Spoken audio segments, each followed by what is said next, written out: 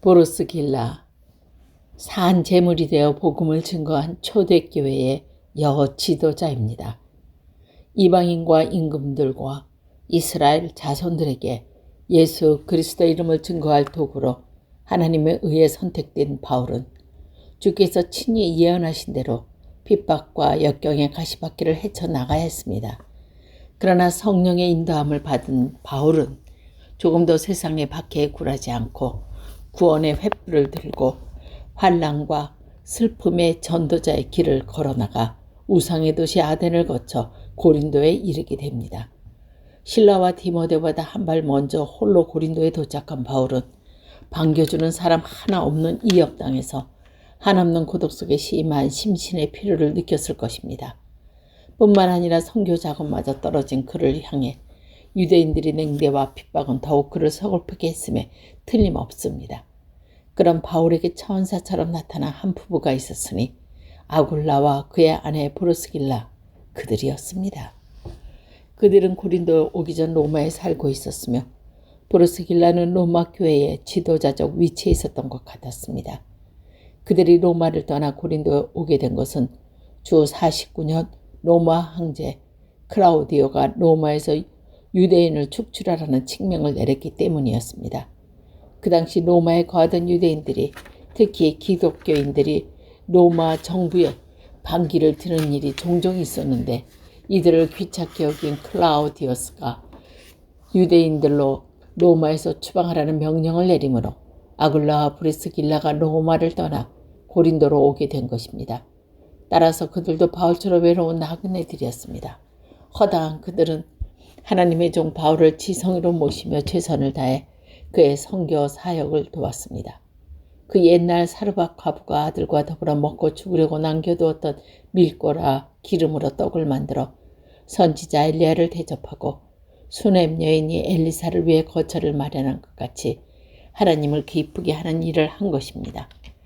사도 바울이 이들 부부를 만나게 되는 동기는 그와 직종이 같은 아굴라와 브루스길라를 바울이 찾아갔기 때문이라고 누가는 기록하고 있습니다.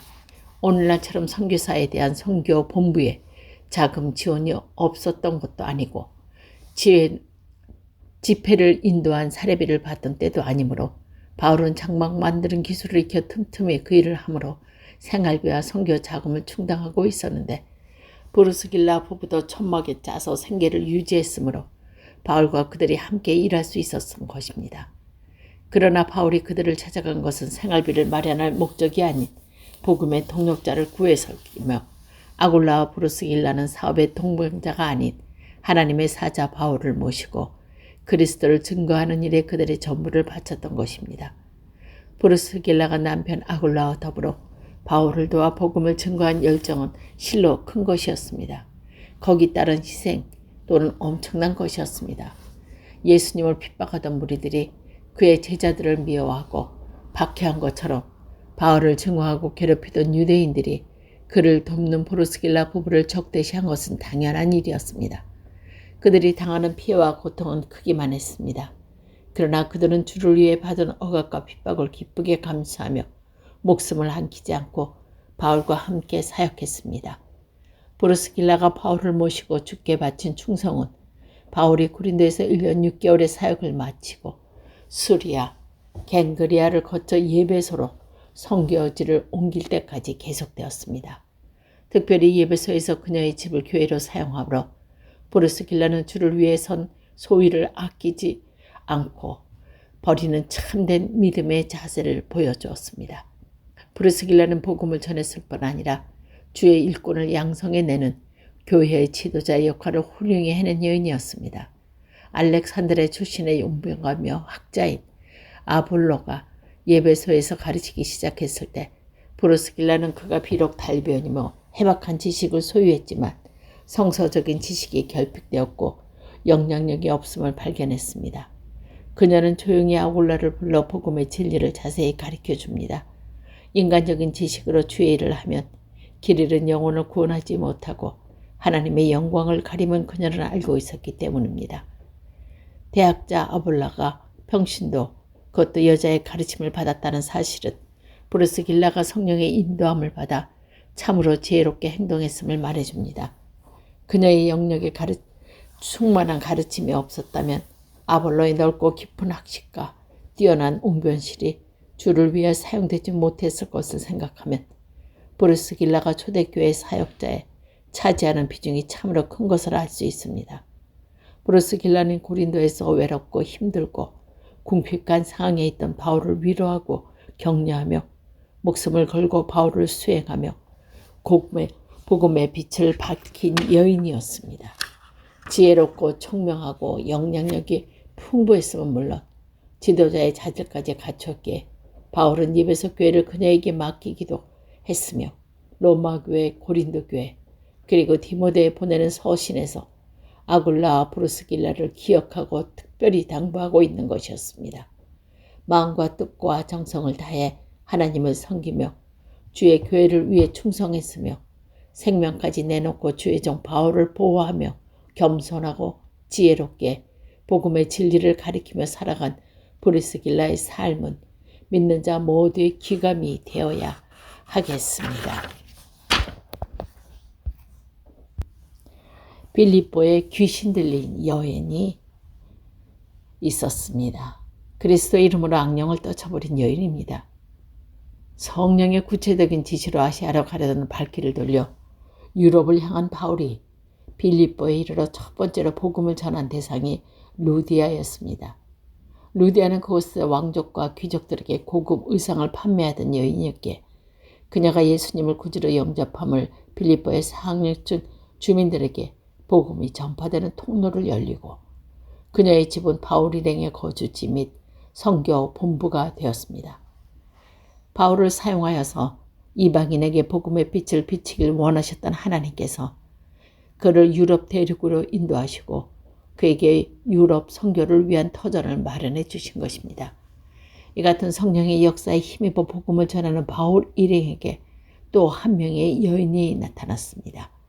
그녀는 루디아와 전혀 다른 유형의 여자였습니다. 노예였을 뿐만이 아니라 귀신 들려 고통받는 지극히 불행한 여인이 그녀였기 때문입니다.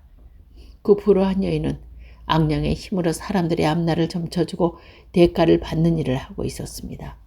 그녀의 상전들은 사단에 사로잡힌 그녀를 동정하기는커녕 그런 그녀를 이용해 막대한 돈을 벌어들이는 악랄한 일을 하고 있던 것이었습니다.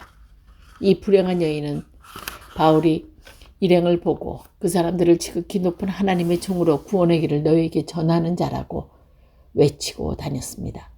바울의 신분과 그가 하는 일을 정확하게 밝힌 증인이었기에 바울의 선교사에게 도움이 되는 말처럼 생각하는 사람도 있을 수 있겠습니다. 그러나 바울은 그녀의 말을 반가워하지 않았습니다. 그 여인이 바울이 하나님께서 택하신 그르심이 밝히 알아본 것은 그녀 자신의 믿음의 눈이 아니요 그녀를 지배하는 악령의 힘이었기 때문입니다.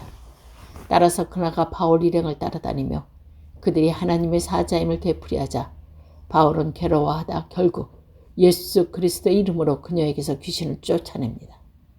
바울이 점쟁이 여인을 지배하던 귀신을 몰아내고 치른 대가는 실로 큰 것이었습니다. 그녀로 인해 엄청난 돈을 벌어들이던 주인들이 작당하여 바울 일행을 관계 당국에 고발한 것입니다. 지극히 불우한 여인을 돕긴 대신 그녀를 자기들의 탐욕에 만족시키기 위한 수단으로 사용하던 사람들이 바울에게 적용한 죄명은 민심 소란죄였습니다. 탐심에 사로잡힌 그들은 바울이 외치는 복음의 진리에 호황된 거짓이라고 몰아붙인 것입니다. 그 결과 바울과 실라는 모진 매를 맞고 빌립보 감옥에 갇히게 됩니다. 하지만 바울과 실라는 그들의 억울함을 호소하거나 무죄를 주장하지 않고 옥중에서 기도하며 하나님을 찬양합니다. 한밤중 빌립보 감옥에 울려 퍼진 찬송은 복음의 메아리가 되어 제수들을 감동시켰으며 놀라운 성령의 역사를 불러일으킵니다. 지진이 일어나 옥문이 열리고 간수가 바울 앞에 엎드려 구원의 길을 물어 주 예수를 구주로 받아들이는 전도의 열매가 맺어진 것입니다. 이처럼 복음의 빛이 이방인들에게 비치게 된 직접적인 원인이 빌립보의 귀신 들린 여자는 진정 가련한 여인이었습니다. 인간의 존엄성을 인정받지 못함은 물론 자신의 의지나 의사는 표현조차 할 수 없는 노예의 몸이었기 때문입니다. 마을까지도 귀신에 의해 지배받는 신세였으니 말입니다. 그런 그녀가 바울 일행을 칭송한 것은 그녀를 사로잡고 있던 사단이 그리스도를 유혹되게 한 것이었습니다. 그러길래 사도 바울은 그의 신분과 사명을 밝혀준 여인에게 감사하는 대신 그녀를 조종하는 귀신을 예수의 이름으로 몰아낸 것입니다. 바울이 빌립보의 귀신 들린 여인을 악령으로부터 해방시켜 주는 또 하나의 중대한 의미가 있습니다. 육신의 자유를 상실할 뿐 아니라 영혼까지 악령의 지배를 받던 빌립보의 귀신 들린 여인은 절망 속에서 소망 없이 살아가던 인간들을 상징한다고 볼 수 있습니다. 아시아로 가기를 원한 바울에게 마게도니아로 건너와서 우리를 도우라고 외쳤던 마게도니아 음성을 빌립보의 귀신 들린 여인과 같이 희망을 상실하고 살던 숱한 사람들의 간절한 소망을 대별한 절기이기가 말입니다. 따라서 사도 바울이 예수 그리스도의 이름으로 그인에게서 악령을 떠나게 한 것은 구원의 빛을 보지 못하고 어둠 속에서 사단의 지배하여 멸망의 길을 걸어가던 가련한 인간의 가슴 속에서 악의 세력을 몰아내고 새 생명을 얻게 한 구원의 행위가 되는 것입니다. 사람의 종으로 또 사단의 하수인으로 비참하게 살아가던 빌립보의 귀신 들린 여인이 악령의 세상을 벗어나 그 어떤 삶을 살았는지 우리는 모릅니다. 그러나 가늠하다 잡힌 여인이 다시는 죄악된 삶을 살지 말라는 주님의 분비대로 의롭고 선한 인생길을 걸어가는 것을 확신할 수 있듯이 빌립보의 귀신 들린 여인도 악의 세력을 벗어나 주 안에서 진정한 자유와 평화를 누리며 보람 있게 살았을 것입니다. 주 안에서 새 생명 얻은 모든 사람들이 누리는 참된 기쁨과 행복을 누리면서 말입니다.